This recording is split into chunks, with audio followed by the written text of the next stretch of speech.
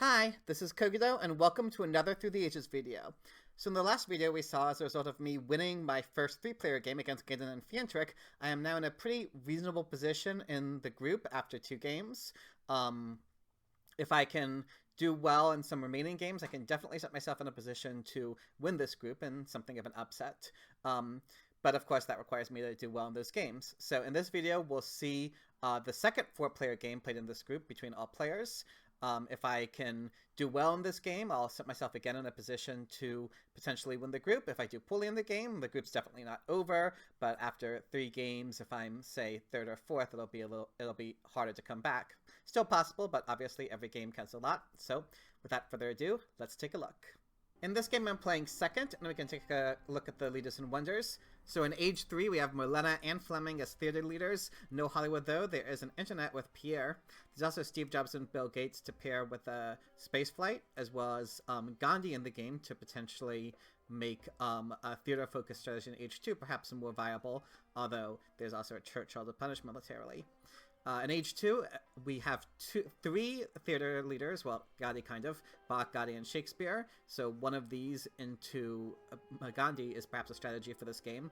There's also Newton and Harvard College to pair with the spaceflight. There's Maria, there's no ocean liner service though, there's James Watt plus railroad, as well as a Suez Canal, so 3 of the 4-power Age 2 wonders. Also Statue of Liberty is good.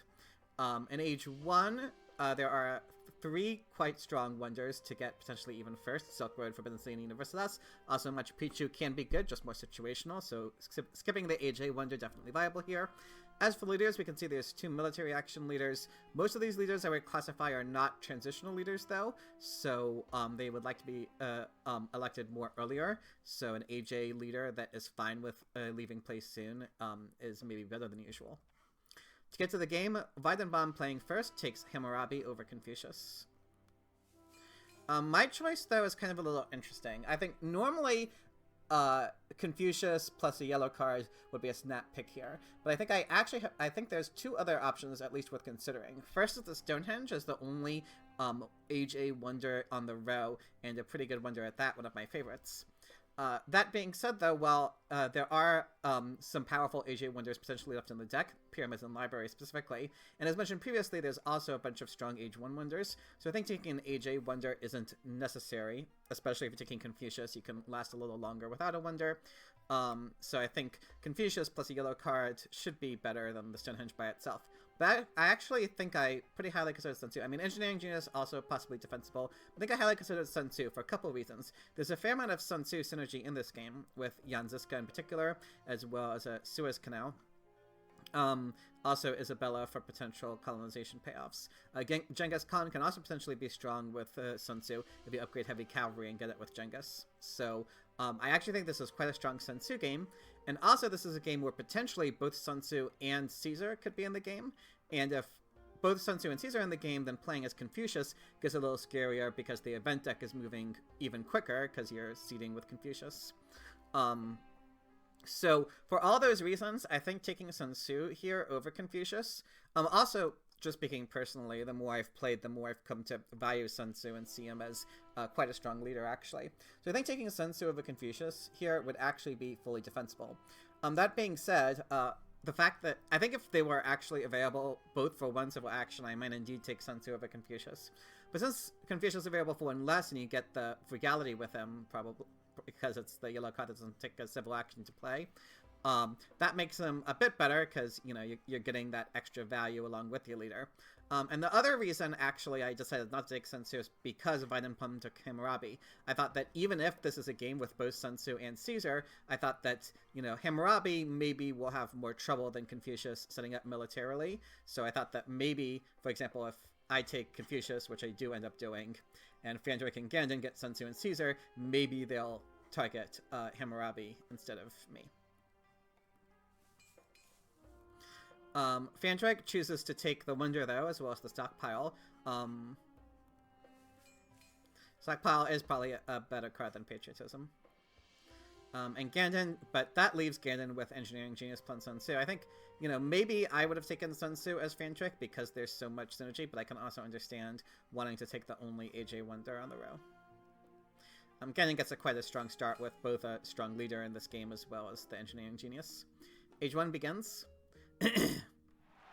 By the moment, Alexei Hammurabi builds a mine, takes the pyramids, as, you know, definitely probably a much stronger winner than Hanging Garden, so that makes sense, and increases his and instead of increasing his population, notably takes the cultural heritage. On Vitamum's video, which I watched about half of, he explained that he took this card mainly to ensure that Caesar would be discarded on my turn, so that they wouldn't have to play against both Sun Tzu and Caesar. As for my turn, I decided to take the library. I mean, I do think that skipping the Age 1, the Age A Wonder, as mentioned previously, is defensible in this game, but there's also... but I think, first of all, not only is the library quite a strong wonder, but also if I didn't take the library, I would, after building a mine and increasing my population, I would have one civil action left, and presumably would take the rich land with it, but taking the AJ rich land when you've already built the third mine can end up just doing literally nothing for you, because sometimes you don't upgrade irrigation or irons during AJ, and then it just disappears. So I think rather than spend a civil action taking a yellow card that might end up doing nothing for me, and isn't a great yellow card even if it does do something for me, I'd rather just get the strong AJ Wonder, even though it costs 2 civil actions. I draw a Scientific Breakthrough and a Kidnap. Fiantric builds a mine, takes Alexander instead of Moses, notably. I think Moses is a bit underrated. I probably value Moses over Alexander. Alexander is probably my least favorite AJ leader, but they're both kind of equally mediocre, so I can understand disagreeing about that. And also maybe Alexander is a bit better to pressure Hammurabi and Confucius. Anyway, Ganon elects Sun Tzu, builds a third mine, and takes the Monarchy instead of, which is a strong card for sure.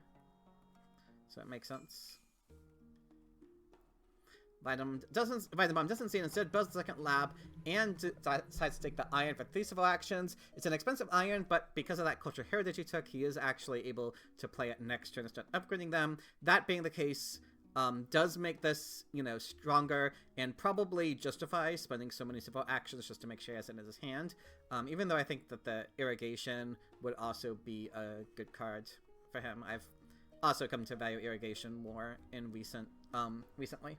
But again, because of the culture heritage, I think that, you know, probably pushes the iron over the edge, or at least justifies this choice. I see the Scientific Breakthrough with the Library of Alexandria. I figured chances were I should be able to get at least as much, if not more, value out of it than my opponents. And I reveal the developments of science. So as for my turn, I increase my population. And I think when you have... in my opinion, when you have a library, or at least this is... I'm not entirely sure about this. I've kind of gone back and forth. But right now my thinking is when you have the Library of Alexandria, it's probably better to finish it before building the second lab. It's true that building the second lab and then... Well, yeah, building the second lab first... Wait, let's think about it. So if I build it this turn, I've got +1 science. And then I would get +2 science the following turn, and then +4 science the following turn when I finish this. Get this, then it's +0 this turn, +1, +2. Yeah, so you get an extra science by building the lab a turn earlier, because the library I would take 2 turns to finish. But having the free population available is probably more valuable than that 1 science will be, especially when you have a science leader like Confucius. But maybe even when you don't have a science leader, just having the free population for developments of religion and warfare, as well as just having more flexibility, where maybe if your opponents push military, you want to put it into military. Maybe there's a printing press you could get. I think printing presses are pretty good in this game with Shakespeare and Gotti, and Leonardo, who's currently on the row. And just in general, having that flexibility is nice. So I think, specifically when you have library, and also just the library is a nice thing to have, especially the extra military card you can keep in your hand can be extremely valuable. So I think probably all else being equal, it is better to go for the finishing the library over the second lab. For my last 2 civil actions, I take the masonry. I think that irrigation would also be a justifiable pick here, but there's a couple reasons to take the masonry. First, I just think an early masonry, when you can play it before you finished your AJ Wonder, before you've built any Age 1 urban building, is really strong for a pretty cheap science cost. It saves you civil actions, it saves you resources, so I really like getting the early masonry like this. And also, even though the irrigation costs 1 civil action less, if I took it, I would either have to take a mediocre AJ yellow card. I mean, it's at least one that I could use, or I would have to increase my population again, which would put me into consumption early. And I just thought that the masonry was a strong, better enough card than the irrigation. This isn't a great irrigation game. There's no Barbarossa. Machu Picchu is already on the row. Well, I guess I could potentially get the Machu Picchu. So I could have, for example, taken the irrigation and then planned to, on my next turn, finish the library and then take Machu Picchu for 2 civil actions. That is a very circumscribed turn, though. It means I wouldn't be able to take any other important cards that might be on the row. And aside from the Machu Picchu, like I said, there isn't really any other irrigation synergy. There's no ocean liner service. There's no Barbarossa. So Jan Ziska is a little bit of irrigation synergy since you can build 3 irrigations with him. But overall, I just thought that the masonry was stronger enough that it was worth taking here over irrigation. Didn't really consider Verdant Circuses yet without knowing whether I'll get the free religion or not. As for my draws, I drew a bonus card and a call to arms. Fantoric Seeds reveals the development of markets. Takes the irrigation, builds a second lab, and takes a theocracy, perhaps suggesting that Fantoric is planning to go into a military direction in this game. Gandon increases population and takes the Universidad, so Gandon is the only player who didn't get an AJ Wonder, but he's rewarded for that by getting an early Universitas. Arguably the strongest AJ Wonders, definitely up there, and very strong when you get it first like this, especially with Gandon having the Engineering Genius.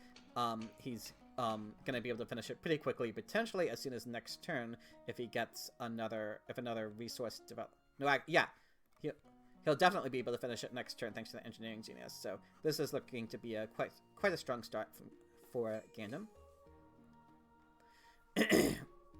Venomum offers the Trader's Agreement to Fantoric, who accepts. Takes the Monarchy. So all 3 Age 1 government forms have been taken now. So if I want a 3rd military action, it'll have to be either from Warfare or from a leader. Upgrades 1 mine, increases population. Notably, Weidenbaum took rocks from development of markets and then increases population using the Trader's Agreement. He explains the logic in his video, so I encourage you to watch that in the small chance you haven't already. But it basically has to do with making sure he has exactly 3 blue tokens on this iron mine to make it easier to get out of corruption if he does a revolution next turn.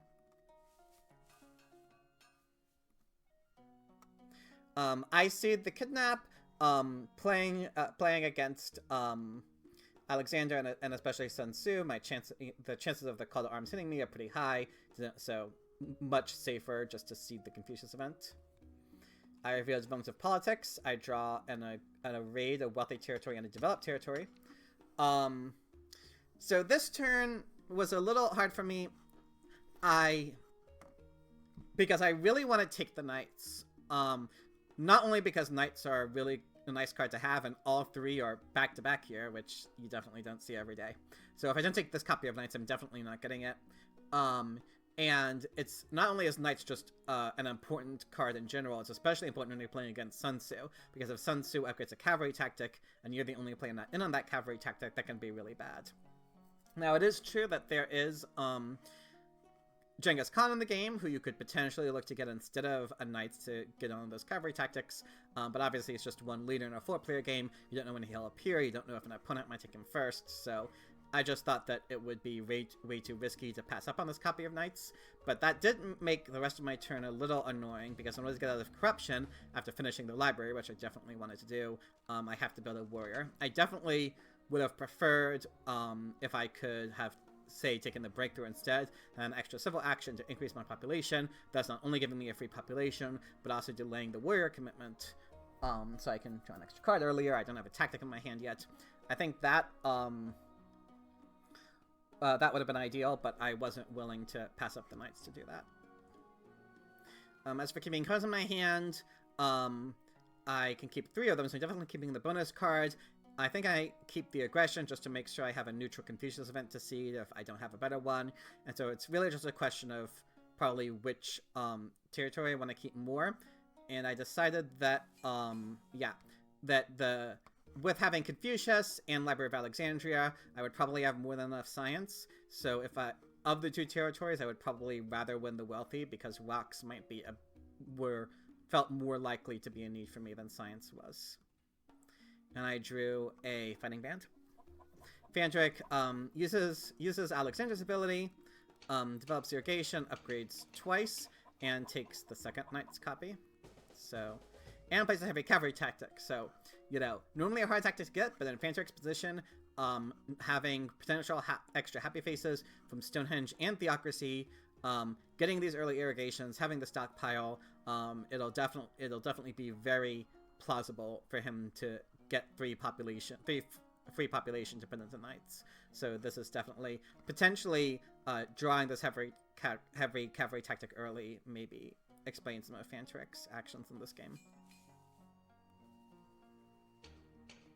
Gandon does finish the Universitas, takes the last copy of knights, perhaps suggesting he already has a cavalry tactic in hand, as well as a breakthrough. Seems like a strong turn. Weidenbaum upgrades a mine and leads a revolution. Makes sense. Okay, this turn. So, without going into spoilers, I think that there's, 2 turns, maybe 2.5 in this game that I took that kind of decided the game. And this feels like probably the more important one to me, or at least the more important when it comes to, like, learning a lesson from this game. I guess that kind of gives a spoiler as to how this game is going to go. For anyone, again, the small amount of you who maybe haven't watched Weidenbaum's video of the game yet. Moving on, though. So, first of all, as for seeding, I decided to seed the aggression because I might want to play the tactic. And I reveal trade routes. So, to get out of corruption... Okay, well, I'll first go through what I actually did on this turn, which is increase my population twice, build a second lab, which gets me out of corruption, and then increase my population a final time. So, the reason I did this, well, I wanted to get the extra lab, even with library, it's nice to have, and I also seeded the scientific breakthrough, so getting a second lab represents even more science than it usually does. So, that's understandable. The reason I increased my population again is I felt that, especially on 4 civil actions, I didn't value any of these cards highly enough. I wanted to leave open, this is a civil action I'll use at some point, so I wanted to use it now, so that in future turns when maybe more important cards I felt were on the row, I could take them instead. And I think that, in like an ordinary game, this turn would make a lot of sense. I think what I didn't adequately consider at the time is that this isn't an ordinary game. Fandrick, this turn is going to be able to build 2 knights, and the next turn will be able to build a 3rd knight. That will bring Fandrick up to 11 strength, which is a lot. Gandon has yet to reveal a tactic, but presumably, since he took knights, he has a tactic to use it with. And also, notably, Jan Ziska is coming down the row. Now, maybe Fandrick will take Jan Ziska, but since Fandrick is on heavy cavalry, which is the one tactic that Jan Ziska is totally useless for, there's a very high chance that Fandrick will not take Jan Ziska, in which case Gandon would get Ziska, and obviously Sun Tzu player having Ziska is always extremely dangerous. And I think at the time that I took this turn, I didn't adequately consider just how much strength Fandrick and Gandon could potentially achieve in 2 turns. Even if I just take Fandrick, it means that in 2 turns, I'm going to have to aim to get somewhere along the lines of 9 strength with 2, well, maybe like 8 strength with 2 military actions. Which is a lot and hard to get when you're not a heavy cavalry. So, I think that actually in retrospect, I definitely should have taken this warfare. Normally, it's not the great card, although it's better in a 4-player game because it's harder to guarantee you'll get a Kanmon. Now, one reason I didn't take the warfare is because all 3 of my opponents took Age 1 government forms. I figured that meant that the Kanmon in Age 2 probably wouldn't be contested, and so that made the warfare feel less value to me. And I think, again, in an ordinary game, that logic is reasonable, but in this game, with Fandrick being able to get so much strength in 2 turns, with Gandon also with Sun Tzu and Ziska potentially getting a ton of strength in 2 turns, the warfare, it just makes it so much easier to defend if you have it. Obviously, both the strength and the third military action, and I definitely have the science drift with it with Confucius and library going. So yeah, I think I should have taken the warfare. Another option instead of taking the warfare is, instead of building the second lab, spending 3 rocks on the lab, I could have instead built a knights and, you know, maybe built the knights, or at the very least, like, not built this lab. Like, maybe not build the knights preemptively necessarily, but just not built the lab, and instead, like I said, take the warfare, or even maybe the reserves or something. Maybe even Isabella, although I think there should be better leaders for me. But just basically not spending these 3 rocks in the lab, so that next turn I would be able to build 2 knights. And that becomes especially important because if, for example, Ganon plays Yanziska this turn, then the upgraded tactic will be available for me to copy next turn. But it'll take 2 military actions for me to copy, which means I won't be able to build any units in 2 turns if I'm copying that tactic. Which means if I might need 2 knights in 2 turns to defend, which normally maybe you wouldn't, but again in this situation, I definitely might need that. Then I really need to build those 2 knights next turn, which means these rocks I put in the lab need to go in the knights instead. So I think as an alternate play to taking the warfare, building a knights, or even just spending that last several actions to do the lab on one of these cards, would also be very justifiable. I think either could have worked. I think probably the warfare was the better idea, just to get that third military action in a game that's looking to be military heavy, using my science in a way to protect myself easier. And obviously the third military action would mean that in 2 turns I could both build a knight and copy the upgraded Sun Tzu tactic if it comes to that. So I do think taking the warfare this turn would have been better, but at the very least I needed to not do this. Anyway, I draw a second bonus card in a border conflict. Fantra exceeds, reveals development of planning, takes Isabella, so takes Isabella over Ziska, again, as stated, even though this gives, makes sense because Ziska doesn't help out the heavy cavalry at all. And Fantric, you know, wants to replace his dead Alexander as early as possible. And he does build a knight, builds one stage of the Stonehenge, just to not go into consumption earlier. It still has enough rocks next turn to build 2 knights.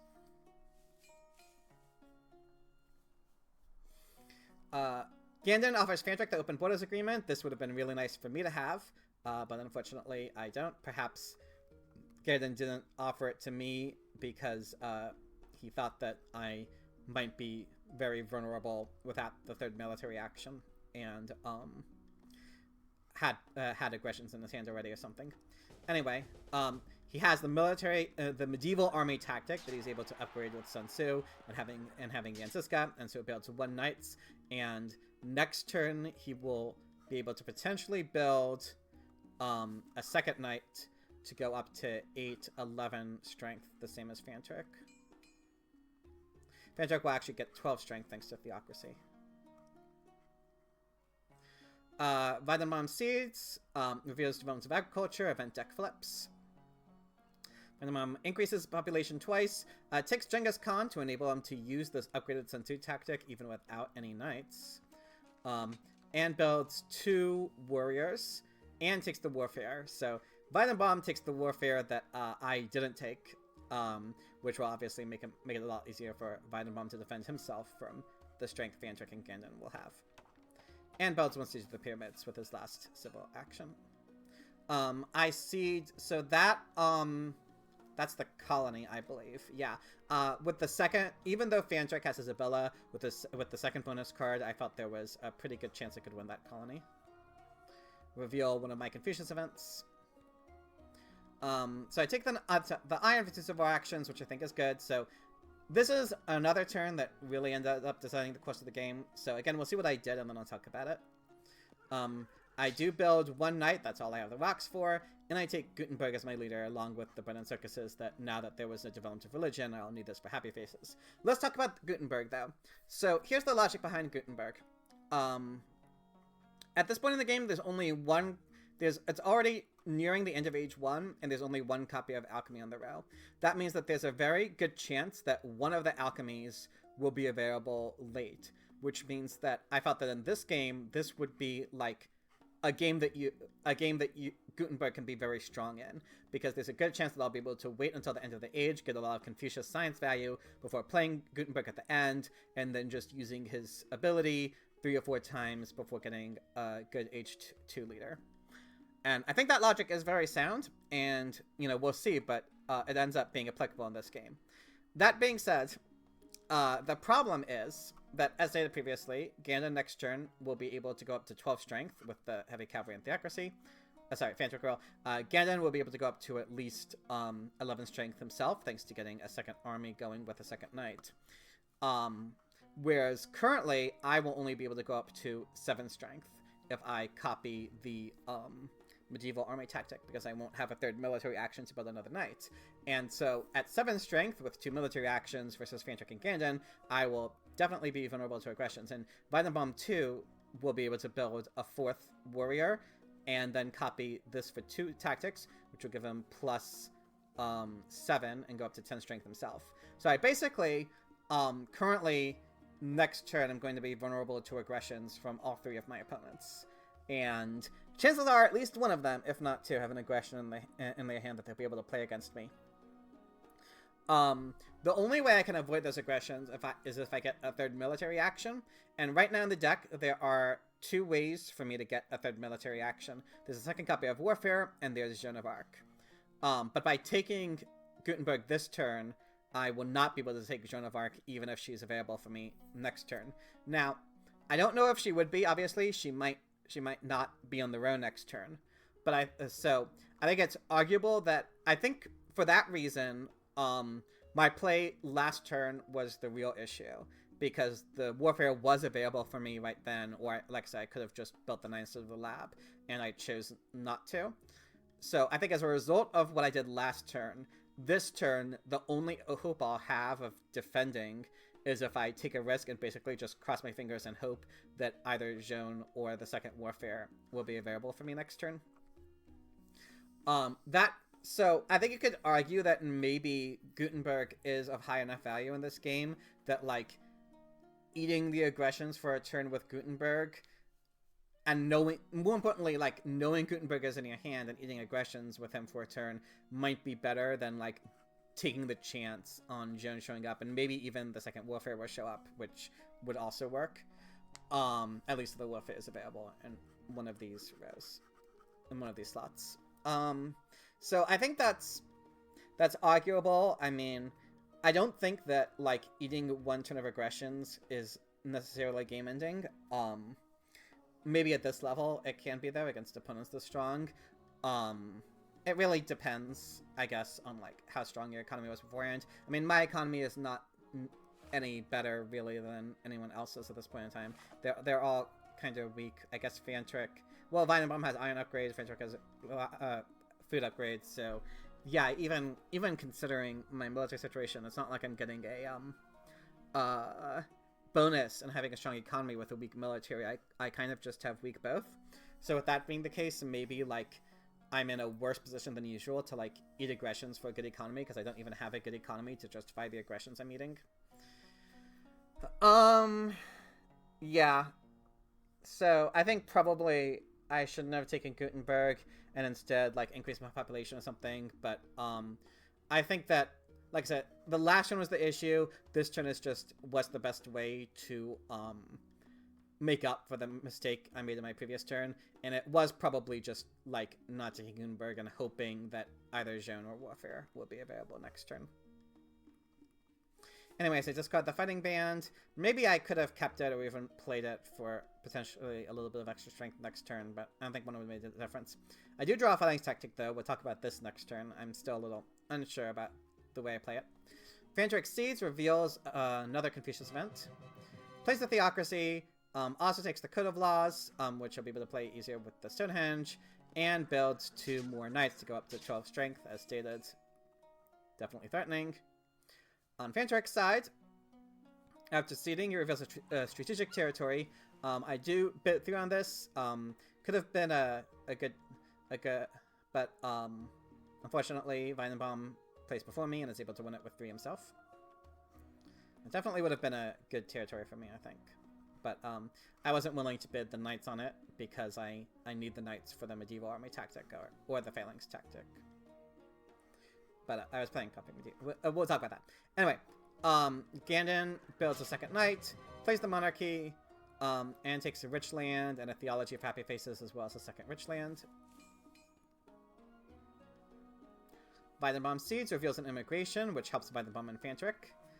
Increases population, builds 2 more warriors, as stated previously, and then with the warfare and copying the medieval army tactic, and then playing Genghis Khan, he is now actually the strongest at 13 strength. Takes a theology for happy faces, plays his cultural heritage, finally, and then plays the theology preemptively. Didn't value any of these cards enough to take them instead. And we can see that Joan of Arc did end up being available for me on my turn. So, yeah, if I hadn't taken Gutenberg, things would have turned out differently in this game. But as we're seeing the phalanx, okay, I confess when I, was reviewing this game before starting this video, I had forgotten that I had this phalanx on this turn. I was kind of surprised in retrospect that I see that now. So I think it kind of makes sense though, because if you look at my strength I would have with the phalanx, so my options on this turn to increase strength, if I had the phalanx, would have been either build a second knight and play the phalanx, or copy the medieval army tactic, which is what I end up doing. So if I had built a knight and played the phalanx, I would have been up to 9 strength. Which would be good. The problem is, though, that I would have, I would not draw any cards after doing that. So all I would have would, and I could have potentially not seeded. That would give up a science. But let's say I don't seed and I just play the phalanx. I would have these 3 cards in my hand and I would be at 9 strength. That means that Fantrick, if he aggressed me, I would be able to protect by spending these 2 cards. But then, and then I would also be able to defend against Gandon, but I would still be vulnerable to an aggression from Weidenbaum. If I did see the border conflict, then if I got an aggression from Fantrick, I would then also be vulnerable to one from Gandon. So doing the play with the phalanx would potentially protect me from Fantrick and Gandon, but not from Weidenbaum. Whereas copying the tactic and going up to 7 strength, and then draw... Well, I guess I still wouldn't draw any cards. But I would still be protected from an aggression from Gandon, potentially, thanks to my 2 bonus cards. Just not from Fantrick. So, basically, doing it this way means that I'm protected against 1 fewer opponent. But I'm still vulnerable to an aggression from Weidenbaum either way. So...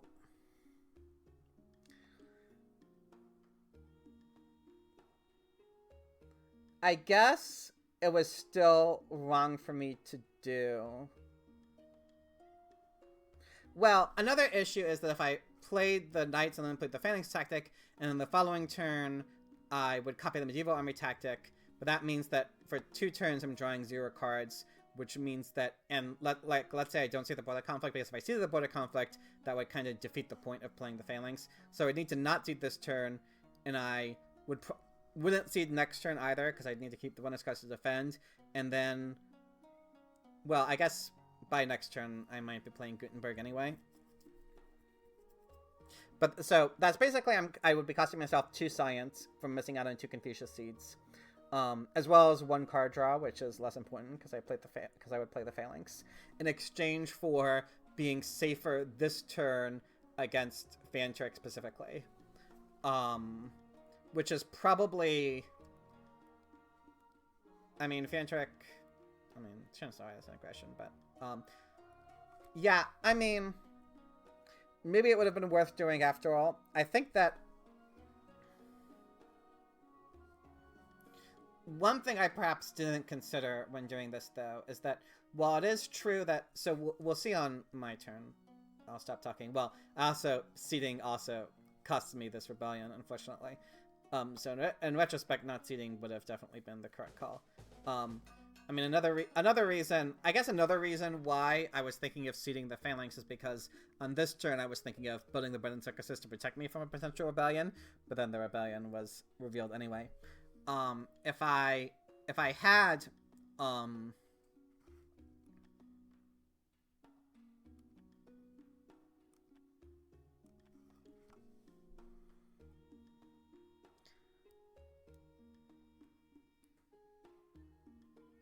yeah, maybe I should have played the bread and circuses here anyway, though. I'm not sure why I developed the iron instead. Oh, it's because, thanks to the rebellion, playing the bread and circuses and building one wouldn't have gotten me out of corruption, actually, because it only costs 2 rocks. The masonry actually coming back to bite me here.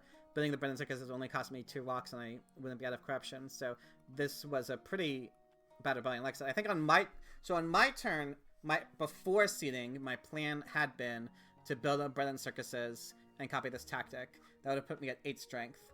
And at 8 strength, I would have been able to defend against Fantric and Gandon. Not from both. If Fantric aggressed me, then I wouldn't be able to protect against Gandon. But if he didn't, and I thought there was a fair chance he wouldn't, then Gandon also wouldn't be able to aggress me successfully.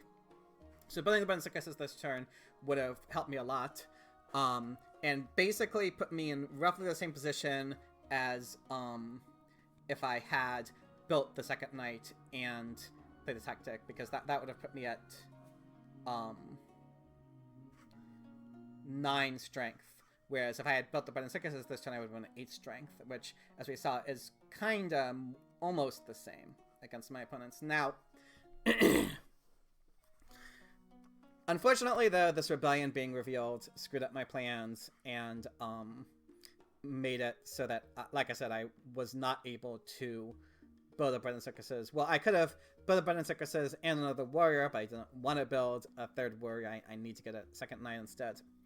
Now, maybe I should have just built the bread and circuses anyway, just to have the extra strength and eaten the corruption. But I'm also like on such few rocks, and I kind of need them for the 2nd knight, for the bread and circuses, for iron upgrades. Eating corruption in this situation also felt bad. It's a pretty, I guess it's kind of a close decision. Yeah. I mean, definitely in retrospect, obviously not seeing the phalanx and playing it instead this turn would have been a lot better.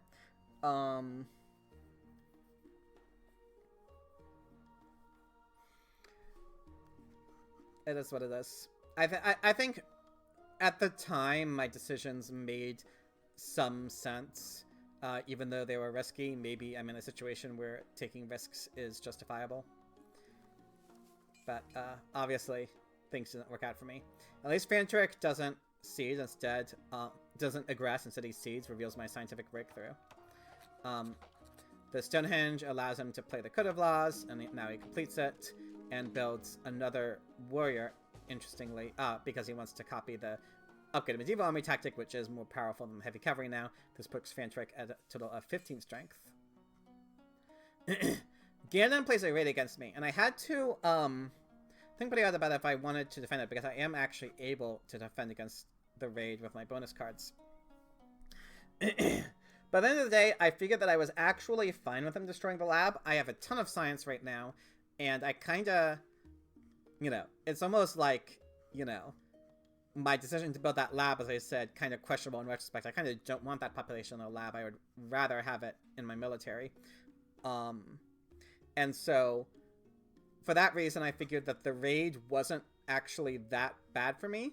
And I was relatively fine with letting it through, and I preferred keeping the bonus cards, especially knowing that there was a wealthy territory in the deck that could potentially refund me the rocks that I lost on the philosophy. Notably, I also have Gutenberg in my hand, who will make it a lot easier to rebuild that 2nd lab potentially. So overall, I felt that the raid was like the least bad aggression that could go against me. So that's why I was happy to. That's why I decided the bonus cards were more important than defending against the raid. Ganon now builds a third knight, putting up to 16 strength, and takes the last copy of iron. RESIBUDAMA, unfortunately, also has an aggression against me, a worse one, because it strips me from rocks that I could use to defend myself, potentially. Anyway, he's able to, with those resources, he's able to increase his population one last time. He finishes the pyramids and builds a mine, and takes a breakthrough and an urban growth. As for my turn, I decided to see the border conflict. I could have tried keeping it back to defend, so on this turn I'll rebuild a knight and go up to 12 strength. But I wanted to see not just because of Confucius, but also because I thought that there's a wealthy territory that I ceded, and if I could win the wealthy territory, I thought that that'd be pretty helpful for me. It would give me more rocks that I could use to potentially build more military and hopefully protect myself. And it also gives me that extra science, obviously. Border conflict might, there's a very good chance that it might end up hitting me. But again, I felt that with Gutenberg, I could lose a lab to the border conflict and then rebuild it pretty easily.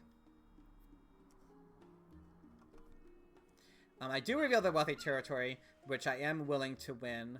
I'm even only able to spend only one bonus card on it. And so by building the arena and then 2 knights, I am now at least protected from aggressions from everyone except Gandon. So, Gandon has a guaranteed aggression against me, admittedly, but he would have had that even if I hadn't won the colony, because I wouldn't have had enough resources. I would have had how much did I have on my turn? I think I had 5. Yeah, 6, 8, so 2. Yeah, I had 5 on my turn, so I would have only been able to go up to well, I would have been able to, I guess, to go up to this amount of strength, but I did also feel that getting those extra walks, it basically won me 3 walks, was also good. Maybe though losing the population to the wealthy territory made it bad, because I won't be able to increase my population next turn. And so with that extra population, I could have, in this situation, built another knight to go up to 15. It would have delayed my economy a lot, but maybe that would have been worth it. And by not spending the bonus card, obviously I would have been protected from an aggression against Gandon. So looking at this again, I can understand why I won the territory, and I think it is a good territory for me in the abstract, but maybe in this particular situation it was probably too greedy. I do take Upgraded Mine and take the Alchemy with Gutenberg. Phanteric Seeds reveals a Confucius event. Plays the second mine and is able to get an upgraded stockpile, which is always really nice to have when you can pull it off. And builds a third word to go up to a total of 19 strength, which is definitely a lot. H2 begins. Ganon, unfortunately, has another aggression again, for me, and the worst one that I could be hit with, because I'm already having a bit of issues with my population, and they are about to get worse, shall we say. Is able to upgrade 2 mines and then takes Drama. Definitely a good card with both Bach and Gotti in the game, and Shakespeare, obviously, and with Gandon not having any happy face solutions. I can definitely see the Drama being... well, he has theology in his hand, but there are 3 culture leaders in the game, and also Gandhi, so I can definitely see wanting the Drama to push culture. Vitamin Seeds. Rats is revealed. It hits me for 2 food, but I wasn't able to increase the population anyway, so it mainly just hits Phanteric a lot more. Upgrades his temple to get out of revolt, and takes the Suez Canal, as well as an engineering genius to help with that Suez Canal. I'm unable to seed, so first I use Gutenberg's ability. So we can see that to the Enslave, I chose to lose a mine. I needed to keep my military to have any hope of defending. I didn't want to lose a farm because I'm at least getting 1 food income, so I can potentially increase population again. I wasn't willing to lose my lab because I want to upgrade it with Gutenberg's action. Can't lose my arena without going into revolt, so that left the mine as the only option really left. I'm at least able to have 2 iron mines, and I took the selective bidding for 3 civil actions. I thought that I really need the food to get population to put in military or to build a 2nd lab or a 3rd mine or something. So I thought the selective breeding was just a really important technology for me to have, more important than any of the others, even though, in particular, passing up the could-have laws felt bad. You know, the cannon, well, I don't have any cannon tactics on the first copy. The swordsman, maybe, although getting an additional +2 strength at the cost of 2 draws and maybe is not worth it at this point in the game. So I thought that at this point, like, my food and my population was my biggest barrier, and the breeding would help me too much with that to pass up. I draw a raid and an acceptance of supremacy. Fantrix at least doesn't aggress me. Instead, he seeds, reveals a foray that helps him in Gandon. He's able to get an early copy of Cole, though, which helps him with one of his major weak points, it's rock protection, as well as taking a frugality that I'll be able to use next turn, potentially. Gandon tries a plunder against me. At least I'm able to defend this one. Upgrades the 3rd mine and takes the railroad. And after building 1 stage, I'll have enough rock to finish it next turn, and it's starting to go up to 21 strength, which will make it even harder for me to defend. Vitamin Seeds reveals a Reign of Terror. Unfortunately, because Vitamin was the tie for me, this hits me, and my weak population is getting even weaker by the moment. Takes that cannons as well as the swordsman, potentially a sign of what tactic he might have in his hand, and upgrades all 4 swordsmen to get up to 17 strength, becoming stronger than Gandon, and threatening aggressions against me again. As well as builds 2 stages of the Suez Canal. As for me, so the Acceptance of Supremacy, I could definitely consider offering it. The problem is that, you know, while Fantric currently has 19 strength, Gandon is going to have 21 on his turn. And so they're kind of both, and Vitamin is also at 17, which is also enough to potentially at least aggress me, and he has the potential to get more in the future with the cannons and stuff. Basically, what I'm saying is that I think the Acceptance of Supremacy would be very helpful. Well, I also have weak rock protection, but if there was one opponent who was super strong and threatening me, then the Acceptance of Supremacy would protect me from that one opponent, and it would be probably worth it in that situation, even though losing 1 rock protection, only being on 4, is very harsh. But with both Fantric and Gandon threatening me, as well as even Vitamin potentially, I felt that just protecting myself against one opponent wasn't really worth it, because I would still be vulnerable to both of my other opponents. And so, especially being on just 4 rock protection, I thought that only protecting myself from one opponent wouldn't be worth it. Instead, I upgraded my farm. Oh yeah, I should mention that I lost a farm to the Reign of Terror. Again, I felt that all my other stuff was too important to lose, and with the selective breeding, I'm at least able to increase my population next turn, even with only 1 farm. I use Gutenberg's ability to upgrade the lab. I have enough science to take this code of laws to at least put me at 5 civil actions, making it a bit easier for me to do stuff. And I take an urban growth with my last civil action. I have really nothing better to do it with.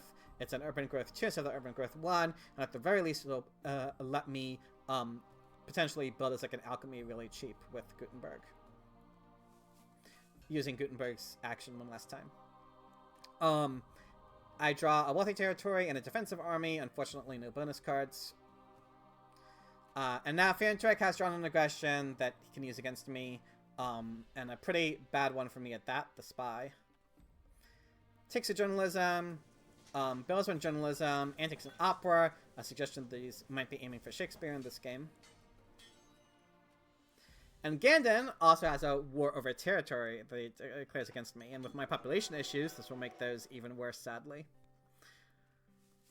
And takes a selective breeding. Vitamin Bomb Seeds, at least doesn't aggress me, but then certain borders is almost like an aggression in that it hits me. Finish with the Suez, and is able to colonize the strategic with it, which not only lets him compete in strength with our opponents, but also makes him more threatening to me too, obviously. Takes a cavalryman and a breakthrough and a frugality with his last civil actions. So I cede.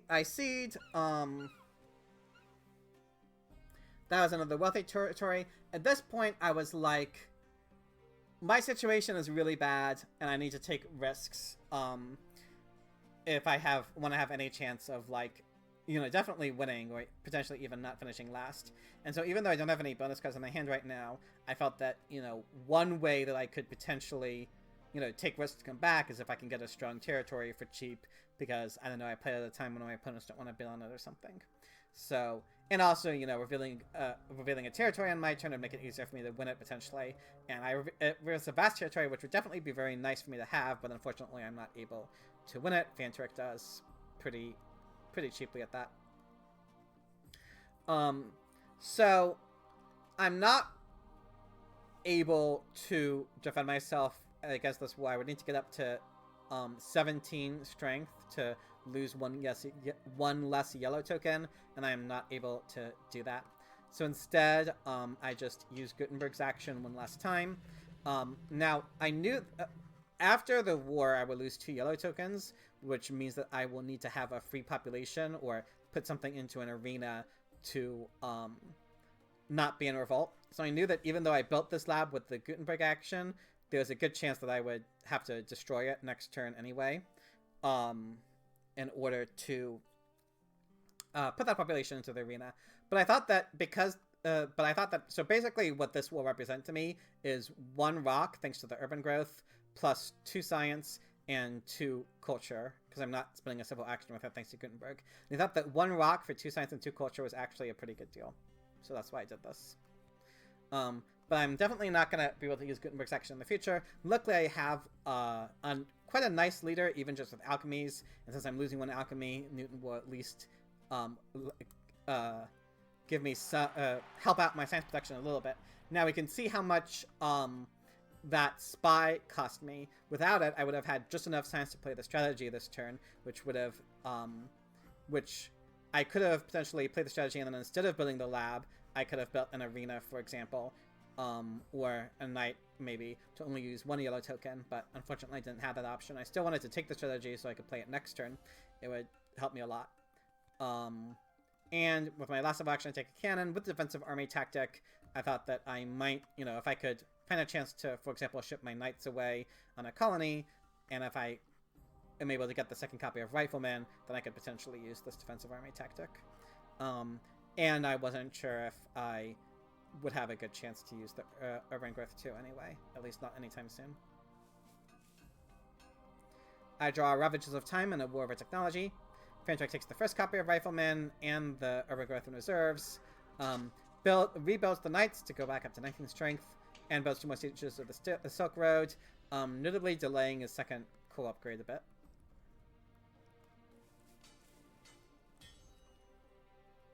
So Ganon gets 2 yellow tokens from me. Offers a scientific cooperation back to Fantrick, who rejects it. Kind of interesting.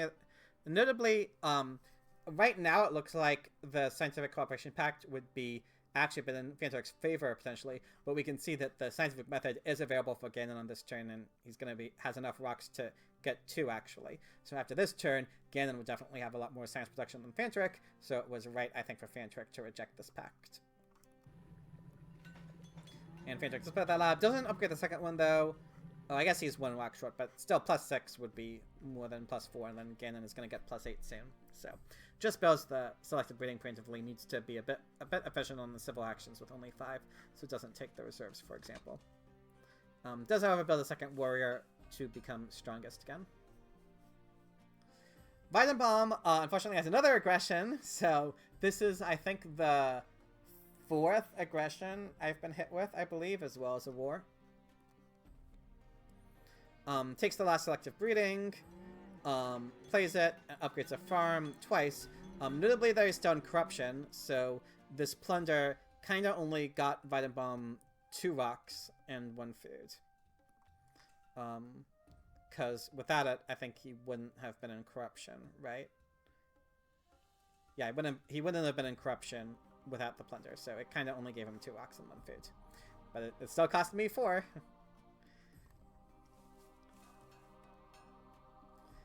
I see the Ravages. I thought that, for 2 reasons. First, well, we can't see it right now. One reason, though, is actually this card that was revealed. So on this turn, as stated previously, I'm going to have to destroy a building anyway to get out of Revolt. So I was planning on destroying my lab regardless. So I actually wanted the border conflict to be revealed and to lose it, because that would save me a civil action on destroying my lab. So this is actually a favorable event for me to lose, which is kind of funny.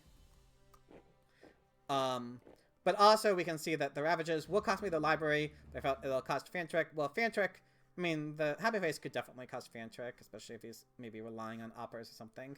But Ganon will lose the Universalitas, which is a huge cost for him, and Vitamom will lose the Pyramids, which is a big cost for him. So I just thought that the Ravages would hit, especially Vitamom and Ganon, a lot more than it'll hit me. And like I said, revealing the border conflict actually helps me. So now after playing the strategy, even though I'm still weakest, I at least finally feel relatively safe from aggressions. I'll only need 1 bonus card to defend against any of my opponents, and it's been quite a while since that was the case in this game. Yeah, especially after building the second arena. Actually, yeah, after building the second arena, now I don't even need any bonus cards to defend, and that's the first time that's been the case in this game for a while. That, however, uses up all my resources thanks to the plunder, so now all I can do is take some cards. I decide to take all 4 of these cards that are on the row that aren't James Watt. The Republic, I'll be able to do a Republic Revolution with Newton, which will definitely give me a huge boost, and the military actions are fine with the strategy. I thought all 3 of these yellow cards could help me a lot. The Breakthrough, obviously, especially with Newton making it easier to play techs. The Reserves, I will be able to use it next turn to increase my population. And the Rich Land will let me directly build either an Iron Mine or a Selective Breeding next turn a lot easier. So this turn, I think, is finally like the first good turn for me in quite a while in this game. And I draw a Conquistador's Tactic, an Autonomous Territory, and a Freedom of Movement. Fantrick finishes the Silk Road, takes the Shakespeare as expected, and upgrades 1 Rifleman to challenge a bit more in strength. Notably chooses to play Rifleman and upgrade 1 instead of upgrading a second Coal Mine. I'm not sure if that extra 2 strength does that much for him in this situation, so I probably would have upgraded the mine. But maybe I presumably had a reason why it was important. Ganon Seeds reveals Barbarians, but Ganon, having the most culture and being the strongest, isn't affected by it. And Ganon takes Bach, upgrades both farms, and plays a drama preemptively. We'll be able to build some dramas with Bach next turn. Doesn't upgrade the lab yet. I guess he doesn't have... Do you not have enough? He had 7, so... Yeah, he could have upgraded the lab this turn instead of playing the drama.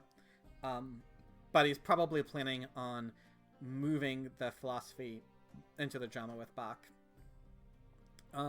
Probably counting on the Universalitas to supplement the science income, even though doesn't know that the Ravages is coming. Vitamom Seeds reveals the Crusades. That unfortunately hits me, at least it doesn't affect my economy. Would have preferred for that to be revealed early instead of the Reign of Terror, for example, but oh well. Vitamom plays Maria Theresa, should be a good leader for him with his selective breedings. Increases population, also supplements his only having 2 science income. Plays a cavalryman, needs to build a cavalryman to give him more strength now that he's lost Genghis Khan, and upgrades a temple to be out of revolt. Notably though, Vitamom is also in corruption this turn, which means that technically that plunder that he played against me got him a total of 0 rocks, only the 1 food. But again, that doesn't change the fact that I lost 4. I play Freedom of Movement. Again, even though I'm weakest, I was feeling I need to take risks if I want to have a chance in this game. The Freedom of Movement, I mean, could potentially help me out, especially again if I'm looking to shift into, say, the defensive army tactic. I could move a knight into one of these buildings to help my economy. For example, I reveal Cultural Influence that helps me the least out of everyone. Again, because both of my tactics require riflemen, or an upgraded infantry, I thought the second copy of riflemen was pretty important for me.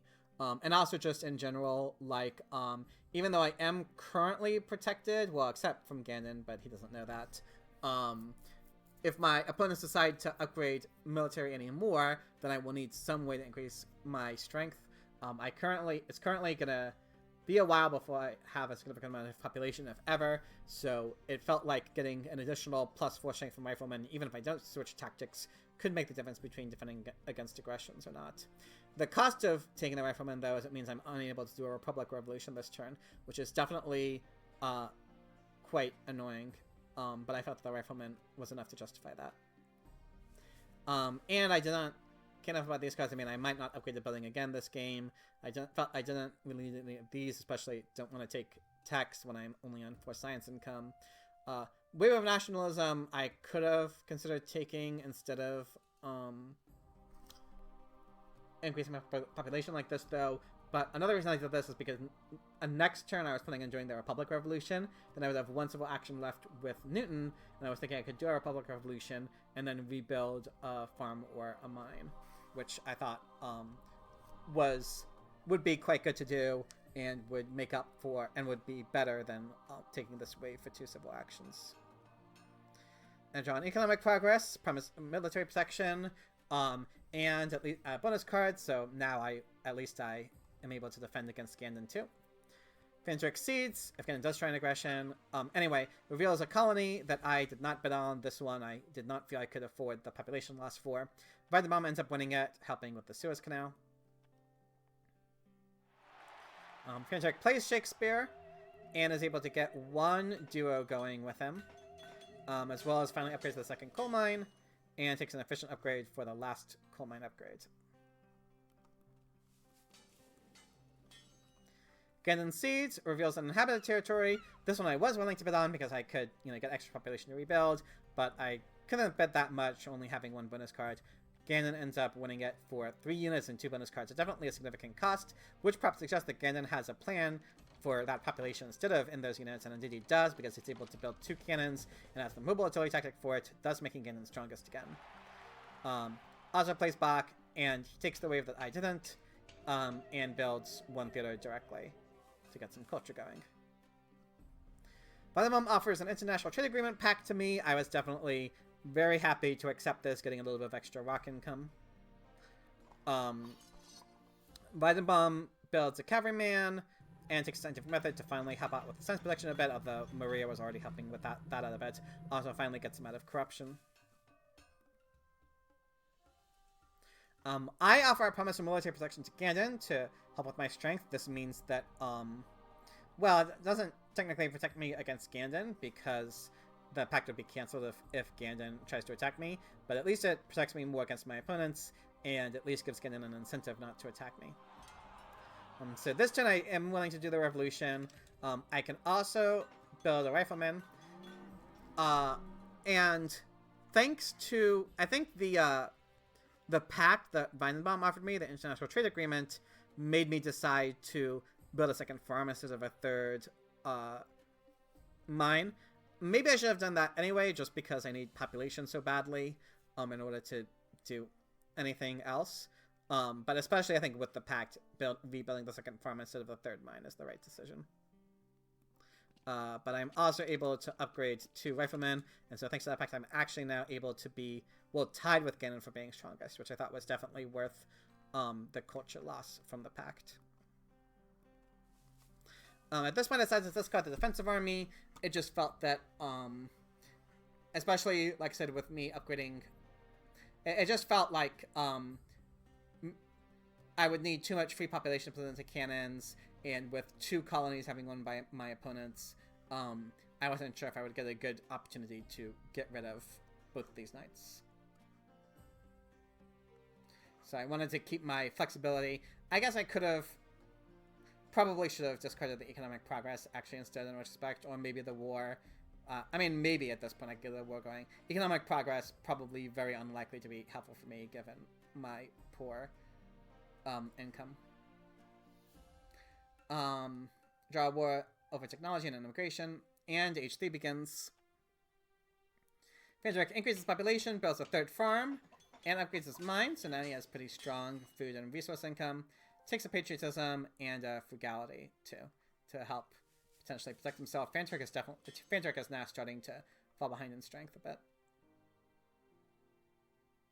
Ganon now immediately cancels the promise of military protection. So this was probably his plan from the beginning, where he would accept it because he didn't have anything he wanted to do on his political phase anyway. He accepted the pact just to cost me 1 culture. So I've actually done this before in a different game. Accepted this pact to cost my opponent 1 culture and then immediately cancel it. So a bit of karma for me, perhaps. Ganon then takes democracy, upgrades the second lab, and increases his population. After age 3, we can take a kind of a look at how people are doing that as sort of the beginning of age 3. So after that slew of aggressions and that war and stuff, definitely damaged my position a whole lot. I feel that in terms of my economy, I've kind of recovered. I mean, my economy definitely isn't great, but it's at least passable at this point. And I do have a ton of civil actions, more than my opponents, which helps me a lot. The problem, though, is that my opponents, not only do they have a better economy in almost every way, all of my opponents have better science income, all of my opponents have better rock income, all of my opponents have better food income, thanks to my yellow bank being in such rough shape. All I really have over them are my civil actions. And not only that, though, they all also have more culture than me, especially Fandrick and Ganon, with their culture leaders, have a lot more culture than me and a lot more culture protection than me. And so after a few turns, they will have a pretty overwhelming culture advantage against me. Weidenbaum at least is closer in culture than me, but also has a much stronger economy, despite having 2 less civil actions. So things are definitely looking pretty dire right now, which is not a huge surprise after all the aggressions and the war that I was hit with. I will say, I was heavily considering resigning this game sometime in age 2. I forget exactly when. It was probably after Ganon's war, but it was sometime, you know, during that stretch where I was just being hit by thing after thing. I definitely was highly considering resigning, and I was pretty close to it. In the end, I decided to play on, because I don't think things are, like, absolutely 100% hopeless. There are potential ways I could at least not finish 4th. Weidenbaum in his video mentioned that an early Pierre could help me a lot. That's definitely true. Pierre would get me an additional +6 culture, and then I could try to get a big internet with him, for example. I think another potential option for me is actually getting a big war going. While I don't only have 4 military actions, I mean, there are patriotism I could get. There is maybe fundamentalism or communism I could get. And also, with all my civil actions, I'm able to take a lot of yellow cards to get a huge surge, like a one-time surge in resources. And so I thought that potentially I could try to get a big war going, maybe especially against Fiantric, who is definitely looking in a worse position than Ganon at the moment. And so I thought that, well, the odds of coming back peacefully or militarily, either one, are pretty slim, thanks to my weak economy. I thought that, at least especially with my 8 civil actions, there was at least a chance that I could pull something off in H3. I mean, almost anything is possible in H3 if the stars align. So, I felt that for that reason, I decided to play on. But I was definitely close to resigning. Anyway, Weidenbaum season reveals the freedom of movement that I had seeded previously. Weidenbaum uses it to get a 3rd lab going. Basically saving a civil action on it because he rebuilds the cavalryman. That plays a justice system, top out with civil actions, and takes a revolutionary idea to get animal science going, and an opera, and an architecture. Perhaps Weidenbaum is thinking of trying to get a big space flight or something. Weidenbaum also obviously needs to find a way to respond to the huge culture push that Fandrick and Ganon are making.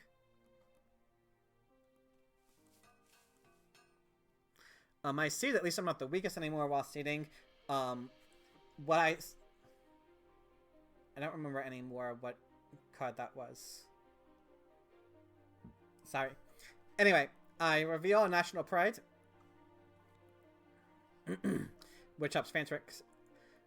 I take, and I spend my turn just taking yellow cards. I mean, I think the major option here on the road that would have been just fine instead of one of these yellow cards is the fundamentalism, because again I could be thinking, well, my only chance is a big war. Obviously a fundamentalist would help a lot with that, but I thought that there were enough other ways to get extra military actions, and at this point I wasn't necessarily sure if I wanted to do a military path anyway, that I via the reserves more. I just felt that I really could really badly need these extra rocks, and so just the flexibility of the reserves, but the fundamentalism was committing me a bit too much. I also don't have a lot of science for that. I mean, I do have the revolutionary idea, but I'm also gonna, maybe if I go fundamentalism, I'll also probably need an air forces and at least one H3 military tech, so my science is gonna be under some strain.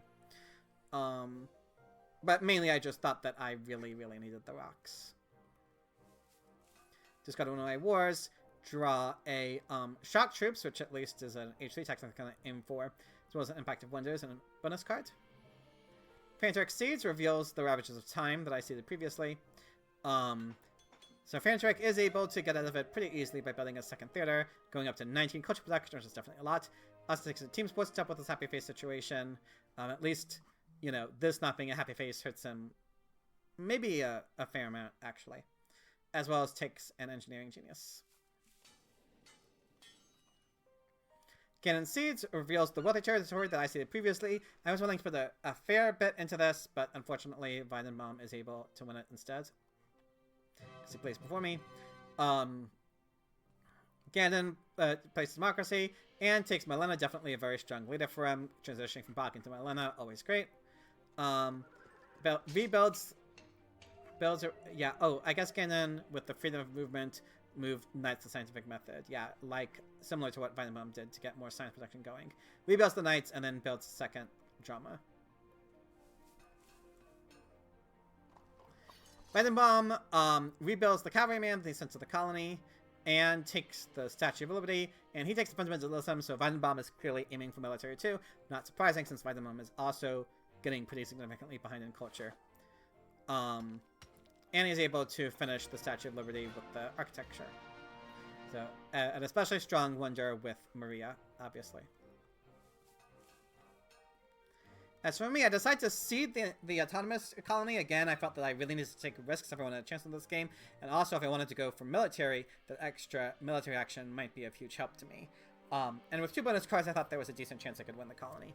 Anyway, I reveal historic territory. I wasn't willing to put too much into this, because I didn't really need the happy faces that much. Ganon, in the end, is able to win it, only for 1 cannon and a bonus card. At least I stripped the bonus card out of him for the autonomous coming later. This takes, so this turn is when I had to decide, how do I want to play H3? And I felt that Theantric and Ganon were just so far ahead of me in culture that I had no chance whatsoever to overtake them peacefully. Weidenbaum, maybe I could overtake peacefully, but he's also significantly ahead of me in economy. So I thought that if I had a chance of, definitely if I wanted to finish like second ahead of one of Fantor and Ganon, but probably even if I wanted to finish ahead of Weidenbaum, the only way is if I could get a big war. So even though I don't have a war in my hand right now, I thought that the only remote chance I had in this game was setting up for one, which requires me to take the tanks, at least. Now, I don't have, for that war, unfortunately, the military actions, or the air forces, or the war itself. But at least I have the H3 tactics, so that's something. That's one of the things you need. And so for that H3 tactics, the tanks is a necessity. So you do take the tanks, and I upgrade one of them. I'm only spending 1 military action because I want to maximize my draws to draw towards the war. And doing this by itself makes me strongest anyway. I take the space flight. So with my plan for this game, I'm not going to be building any urban buildings, probably, except I guess for a third Brennan Circuses. And so I felt that even though I don't have a lot of science protection, at least I have this revolutionary idea and a second one I'm taking now. So I'm going to get yellow cards to help with science. Newton is helping me a little bit with science. So that I'd at least be able to get a decent sized space flight. And it's going to be better, a lot better for me than any of the wonders, except maybe Manhattan Project, if I can get a big war going. But the spaceflight is available for now. Manhattan Project is probably going to be an appealing wonder for my opponents too, so. Maybe I should have left myself open for the Manhattan Project, potentially. But that would also be a pretty significant resource draw for my war when I don't have a lot of resources to begin with, so I probably would rather put my resources into military units instead of the Manhattan Project. Anyway, I do take that revolutionary idea and the urban growth. Again, just need as many yellow cards as I can possibly get to supplement my weak economy. As for the cards I discard, yeah, so I discard the H2 tactic that I won't be using, as well as the one over technology, because if I'm declaring a war, it's going to be a war over culture, or a hybrid war. And I draw another bonus card, a plunder, and an impact of competition. Sadly, no wars. Fantor exceeds reveals the refugees, which I am able to actually win, kind of funnily.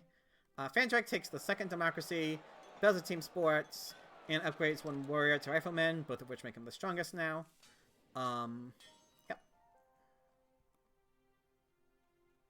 Fantrek offers scientific cooperation pact again, this time to Weidenbaum, who also rejects. Weidenbaum, you know, definitely looks like this could be a helpful pact for Weidenbaum, because they both have 9 science production. However, Ganon has already played his H3 government for him, whereas Weidenbaum has yet to. So Weidenbaum, given that difference, Weidenbaum actually has substantially less science on hand than Ganon does, so it makes sense why Weidenbaum thought Ganon would benefit more from the pact. And Ganon plays the civil service for additional civil actions, takes the first copy of Air Forces, increases population twice, and is able to play the wave of nationalism to rebuild the cannons and the knights much cheaper, and is able to become strongest, in fact. Takes a efficient upgrade, interestingly, maybe just wasn't planning on... I mean, the movies, maybe, but, because maybe I was thinking get the second copy of movies, or maybe had a particular plan for the efficient upgrade. Weidenbaum sees reveals an immigration that doesn't hit anyone. Maybe that was the card I seized, actually. Anyway, Weidenbaum plays the fundamentalism to become strongest, increases population twice, plays the revolutionary idea to enable him to play the cannons and build 2 of them, and play the Napoleonic army tactic, putting up to 43 strength, which is definitely a fair bet. Pretty threatening, as well as taking the satellites and pro sports to potentially give him even more strength. As for me, I see the impact of competition. Again, I was thinking I'm going to be building a lot of military anyway, so this should be at least a pretty decent impact for me. Unfortunately, I revealed the international negotiations while I happened to be weakest after my opponents all increased their strength. At least it was revealed on my turn, so I can choose what to give up. And I ended up paying 3 food to Weidenbaum, even though food does help Maria. I felt that even though I need everything, I felt that I needed rocks and science even more than I need food. Anyway, I built another tank. Again, I only want to spend 1 military action so that I can maximize my chances to draw a war. At least this puts me ahead of Fantrick and Ganon. And I think, yeah, and it also just barely protects me. Well, not just barely, because I have this bonus card. But yeah, it also protects me from an aggression from Weidenbaum. Definitely really wanted these 2 copies of patriotism to supplement my military actions if I want the big war. They could really help me have extra military actions after declaring the war. And I play 1 revolutionary idea preemptively, just be a little civil action efficient, and then take the engineering genius, which should help me complete the space flight a lot easier. I just got the impact of wonders. It was going to be a bad impact for me. I draw an impact of science and impact of industry and an armed intervention. Unfortunately, again, no wars. Fantrek Seeds reveals my autonomous territory that I seeded. I was willing to put a fair amount into this, again, especially because the extra military action should be really helpful for me. I forget exactly how much I bid, but I was able to win it for just 1 rifleman and 3 bonus cards. I mean, it's a fair amount, especially since it leaves me open to an aggression from Weidenbaum, but I felt that winning the autonomous at the cost of an aggression should still be worth it, even though it's a pretty late autonomous. Fantrek now takes Gandhi to protect himself, and the fast food chains, and also our rockets and the military build-up for even additional protection. Gandhi might make it hard for me to war Fantrek at all unless I even after winning the autonomous. I would need 1 more military action to warn culture Fantrek. Ganon now offers me the scientific cooperation pact, and 3rd time ends up being the charm. Again, I just felt that any little bit could help me, especially with me having spaceflight. So even though I thought Fantrek would probably benefit more from the Pact, any amount of benefit I thought was good for me. At least I do have the second revolutionary idea to help me a little bit with the Pact. Gandon plays military theory, elects Marlena, increases population to build a third drama, and takes the reserves and the last revolutionary idea.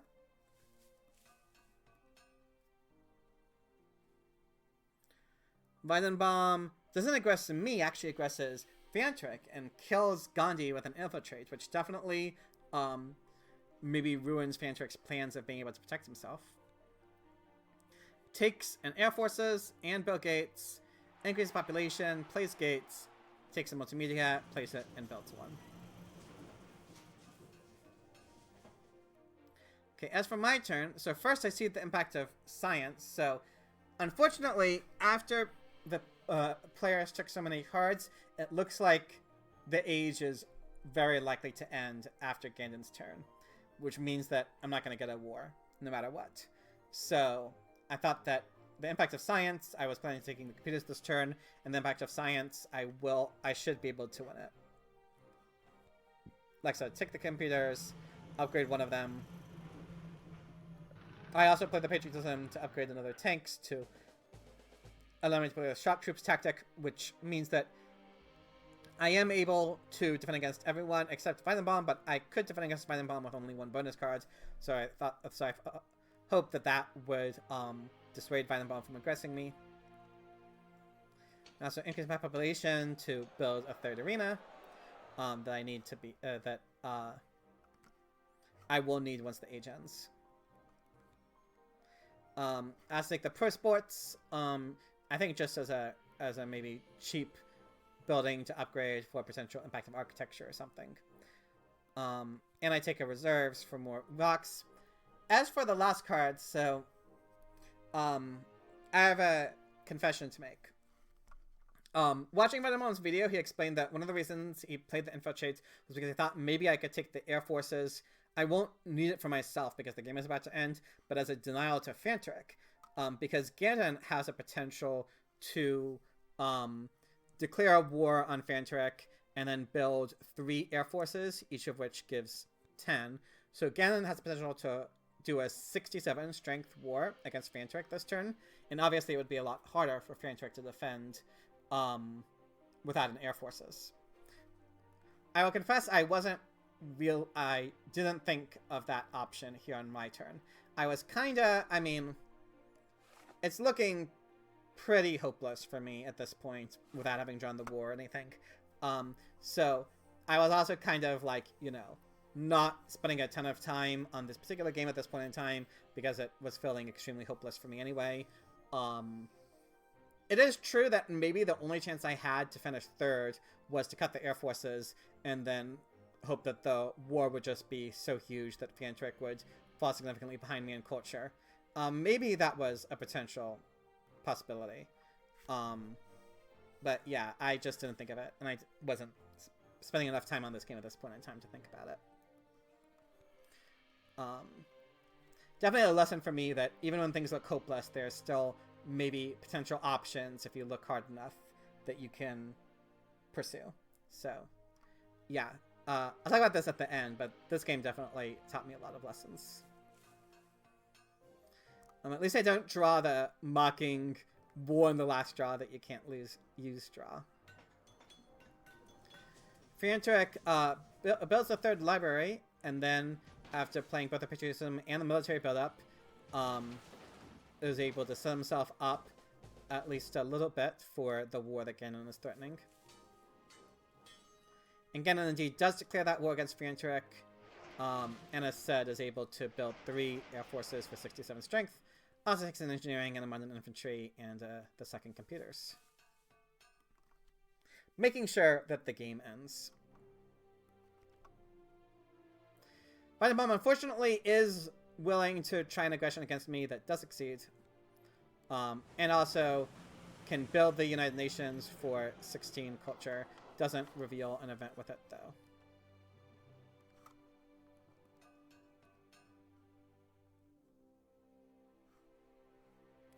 I seed the impact of science that I am able to set myself up to win. Real impact of population that is not good for me, but very few impacts at this point are going to be good for me. So yeah, I will say that the urban growth I took as opposed to the air forces does enable me to yeah, that's an extra 4. So it does. Well, I wouldn't have needed it to build the second lab and then finish the space flight, but I did need it. Yeah,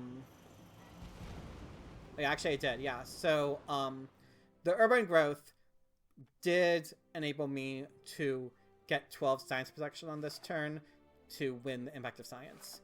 So while it is true that denying the air forces would have cost Fantric a lot of culture, the urban growth was directly useful for me in that impact of science. So maybe for me personally, winning the impact of science got me as much culture, if not more, than the amount Fantric would have lost without the air forces. Because without the air forces, Fantric still would have been able to protect himself decently well. So like on this turn, Fantric, without the air forces, would have been able to build a cannon, or a rocket, sorry, and then have 9 left. So I'm able to build a rocket, a rifleman, and a knight, for example, and that would have given Fantric 5, 8, 10, 17. So Fantric would have been able to go up to 58 without the air forces. So see how much he gets with them as it destroy the mine to get out of revolt. So with the air forces, so instead of 58 strength, Fantric is able to get 63. So it ends up, the air forces ends up only giving Fantric an extra 5 strength, unless I am wrong about something, which is not the end. So I think for me, yeah, winning the impact of science definitely gave me more culture than denying Fantric the air forces would have. So I think actually, even in retrospect, it was right for me to take the urban growth. I was just losing regardless.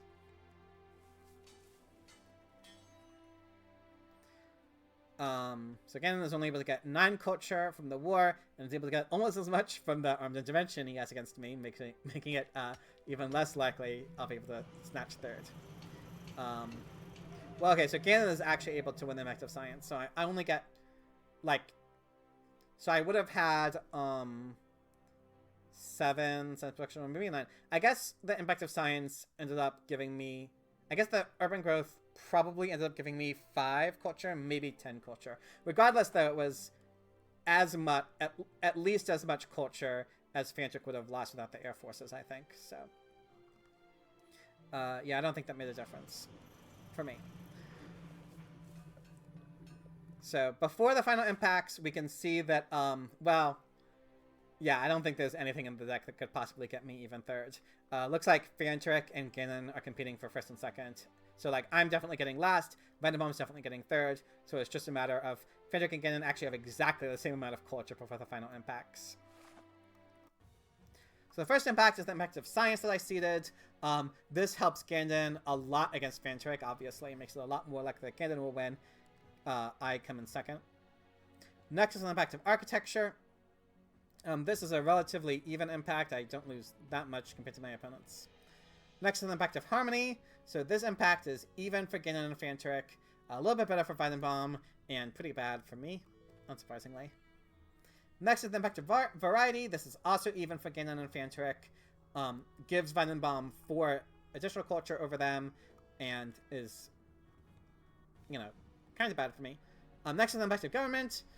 This gives Ganon an additional 5 culture over Fantric. This at least is a decent impact for me.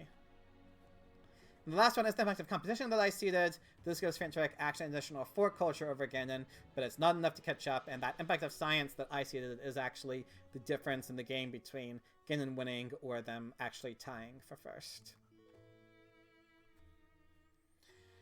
So, obviously this game was lost for me